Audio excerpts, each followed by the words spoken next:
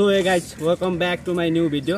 आज चाहिँ हामी ब्याकको वर्कआउट गर्नेछौँ। जस्तै तपाईँहरूले के गर्नुपर्छ, पहिलो स्टेप तपाईँहरूले पुलअप राम्ररी हान्नुपर्छ। जस्तै तपाईँहरूले एक सक्नुहुन्छ एक हान्नुहोस्, तर अर्को दिन एकको आधी हान्नुहोस्। जति तपाईँले पुलअप हान्नको लागि या पार्क या जस्तै जिम जानुहुन्छ त्यो ठिकै छ। जिम जानुहुन्छ भने र पनि पार्कमा आएर यस्तो यस्तो हान्ने ठाउँमा तपाईँहरूले जस्तै यसरी हान्न सक्नुहुन्छ।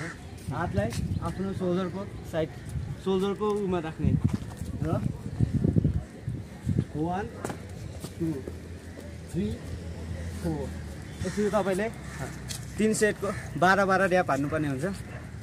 अनि अर्को हुन्छ तपाईँहरूको यो विङ्स बनाउँदा ब्याकै वर्कआउटमा पर्छ विङ्स हो। त्यसै तपाईँहरूले यस्तो गरेर 1 2 3 4 यसरी तपाईँहरूले 3 सेटको 12 वा 15 जति सक्नुहुन्छ त्यति हान्ने हो र्याप। र अर्को हुन्छ तपाईँहरूको त्यति दुईवटा गरिसकेपछि 15 सेकेन्ड रेस्ट लिनुपर्ने हुन्छ र थोरै पानी खानुपर्ने हुन्छ। धेरै नखाए पनि जस्तै प्रोटिन जुस छ भने जुस सही हुन्छ, तर त्यो छैन भने पानी खानु होला थोरै। र अर्को हाम्रो एक्सर्साइज छ तपाईँहरूको घरमा जस्तै गरुङ सामान ढुङ्गा सुङ्गा जे भए पनि यो ढुङ्गा भयो जस्तै यसलाई 1 2 3 4 यसरी तपाईँहरूले 3 सेट 12 र्याप हान्नुपर्ने हुन्छ। र अर्को एक्सर्साइज छ र तपाईँहरूले जस्तै यस्तो काहीँ हात राख्ने ठाउँ छ भने डम्बल या कुनै गरुङ सामानहरू झम्पलहरू रडहरू पनि बोक्न सक्नुहुन्छ। इँटा भर्सक इँटाले राम्रो हुन्छ।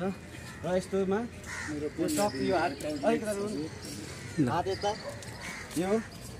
यो तरिकाले यस्तो गरेर 1 2 3 4 5 यसको 5 र अर्को लेफ्ट ह्यान्डको 1 2 3 4 तल लाँदाखेरि यो जिउ कुमै यसरी लाने होइन, टक्क यो आम मात्र लाने हो।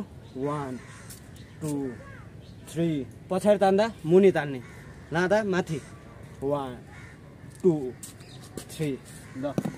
र आज यही सँगसँगै हामीहरूको ब्याकको वर्कआउट पनि सक्यो। भेट्दैछौँ अर्को भिडियोमा।